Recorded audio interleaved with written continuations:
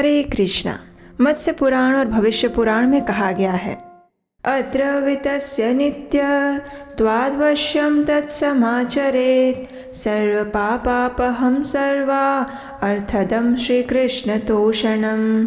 अर्थात एकादशी एवं द्वादशी तिथि में व्रत की नित्यता हेतु वह अवश्य पालन करने योग्य है। उसका अनुष्ठान करने से सभी पाप ध्वंस, सर्वार्थ प्राप्ति एवं श्री कृष्ण की प्रीति प्राप्त होती है, अर्थात श्री कृष्ण प्रसन्न होते हैं। एकादशी व्रत भगवान श्री हरि को अत्यंत प्रिय है और इस व्रत का पालन करने से मनुष्य के अनेक जन्मों के पाप नष्ट हो जाते हैं। जो व्यक्ति इस पुण्य प्रदायिनी तिथि पर व्रत के नियमों का पालन करके उपवास करता है, भगवान के पवित्र नामों का अधिक से अधिक जप करता है, उनके गुणों का कीर्तन और श्रवण करता है, उससे परम भगवान श्री कृष्ण अत्यंत प्रसन्न होते हैं। श्री सूत गोस्वामी ने नैमिषारण्य के ऋषियों से कहा था, हे विद्वान ब्राह्मणों, अत्यंत प्राचीन काल में परम भगवान श्री कृष्ण ने एकादशी के शुद्ध महात्म्य का वर्णन किया था और उसके साथ ही उन्होंने इस पवित्र दिन में करने योग्य विधि विधानों के विषय में भी ज्ञान प्रदान किया था। यदि कोई व्यक्ति भगवान श्री कृष्ण द्वारा वर्णित एकादशी के महात्म्य और विधि निषेध के विषय में श्रद्धा और भक्ति भाव पूर्वक श्रवण करता है अथवा उसका पालन भी करता है, तो इस एकादशी व्रत के प्रभाव से उसे इस जन्म में आनंद की प्राप्ति होती है और मृत्यु के बाद वह भगवत धाम वापस लौट जाता है। जो मनुष्य एकादशी करने में असमर्थ हैं, वो इस तिथि का पुण्य फल उसके महात्म्य का श्रवण और पठन करके भी अर्जित कर सकता है। ऐसी ही परम मंगलकारी एकादशी तिथि है उत्पन्ना एकादशी,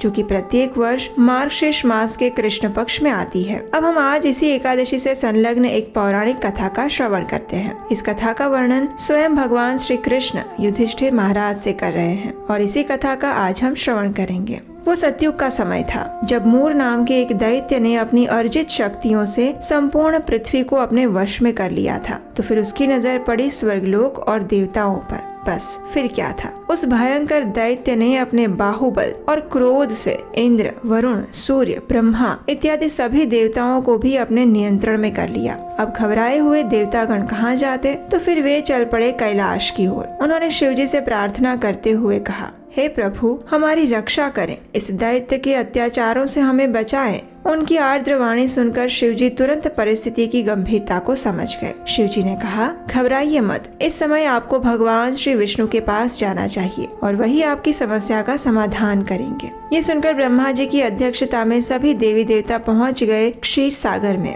जहां दूध के सागर की लहरों पर शेषनाग की शैया पर श्री हरि विराजमान थे। देवताओं ने पुरुष सूक्त प्रार्थनाएं अर्पित करके भगवान को प्रसन्न किया और अपने आने का प्रयोजन बताते हुए कहा, हे प्रभु, ब्रह्म वंश में उत्पन्न एक अत्यंत भयंकर दैत्य नाड़ी जंघा ने सभी देवताओं का संहार करने की प्रतिज्ञा ली थी और अब उसी का पुत्र मूर दैत्य उत्पन्न हुआ है, जिसने इस प्रतिज्ञा को पूरा किया है। उसने स्वर्ग से हमें निष्कासित कर दिया है और अब वह असुरी शक्ति स्वर्ग पर राज कर रही है। कृपया हमें संकट से बचाइए प्रभु। देवताओं की बात सुनकर श्री हरि को क्रोध आ गया और उन्होंने उसी क्षण देवताओं को आदेश दिया कि वे मूर दैत्य की नगरी चंद्रावती पर आक्रमण करें और वे स्वयं इस युद्ध का नेतृत्व करेंगे। भगवान की आज्ञा अनुसार सभी देवताओं ने मूर दैत्य के साम्राज्य पर आक्रमण कर दिया। असुरों ने देखा कि सभी देवता आक्रमण करने आ रहे हैं, तो उन्होंने भीषण गर्जना करना प्रारंभ कर दिया। इस भयंकर गर्जना से सभी देवता इधर उधर चले गए,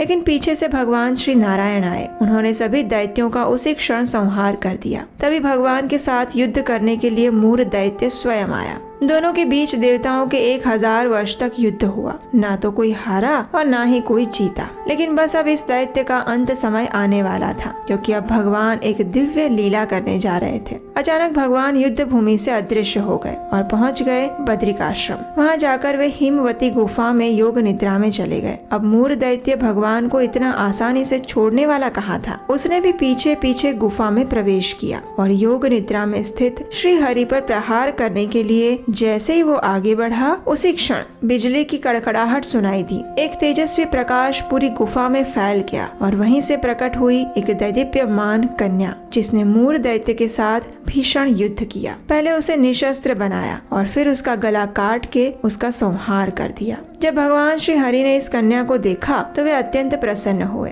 और उस कन्या से वरदान मांगने के लिए कहा। इसके उत्तर में वो कन्या बोली, हे परम पालक श्री हरि, यदि आप सच में मुझ पर प्रसन्न हैं, तो मुझे ये वरदान दें कि मेरे उत्पन्न होने के दिन जो भी व्यक्ति उपवास करे, आपकी आराधना करे, उसके अनेक जन्मों के पापों को मैं नष्ट कर सकूं। आपकी कृपा से उस व्यक्ति को हर सुख समृद्धि प्राप्त हो और जीवन के अंत में वो आपके धाम आए। भगवान उसकी इच्छा सुनकर अत्यंत प्रसन्न हो गए। उन्होंने कहा, हे देवी, आप मेरी आध्यात्मिक शक्ति से मार्गशीर्ष मास के कृष्ण पक्ष में 11वें दिन उत्पन्न हुई है, इसलिए आपका नाम उत्पन्ना एकादशी होगा। जो भी व्यक्ति इस दिन निष्ठा पूर्वक व्रत पालन करेगा, उपवास करेगा, उसके सभी पाप नष्ट हो जाएंगे और अंत में आध्यात्मिक लोक की प्राप्ति होगी। कथा का समापन करते हुए भगवान श्री कृष्ण ने कहा, तो इस प्रकार एकादशी तिथि उत्पन्न हुई और जो भी व्यक्ति इस दिन एकादशी व्रत का पालन करता है वह मुझे अत्यंत प्रिय है और मैं उसे सभी भौतिक ऐश्वर्य, सुख, समृद्धि के साथ साथ अपनी शुद्ध भक्ति भी प्रदान करता हूँ।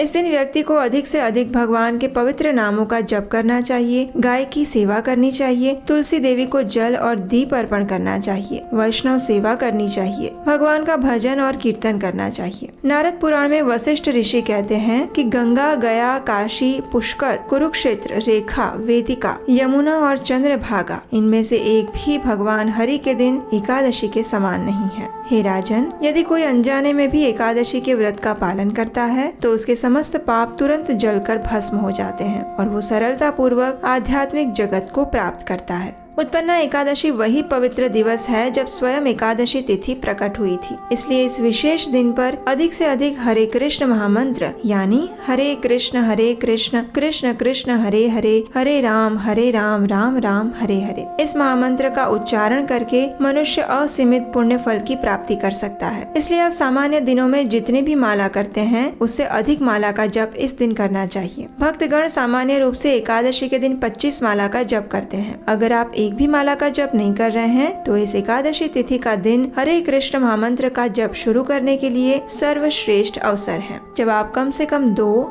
4 या 8 माला से प्रारंभ कर सकते हैं। एकादशी के दिन हरे कृष्ण महामंत्र के जप के साथ साथ भगवान श्री कृष्ण के दिव्य उपदेशों, उनके गुणों का श्रवण और पठन भी अवश्य करना चाहिए। पद्म पुराण में लिखा है, रामायणं भागवतं भारतं व्यास भाषितं अन्यानि च पुराणानि पाठयानि हरिवासरे।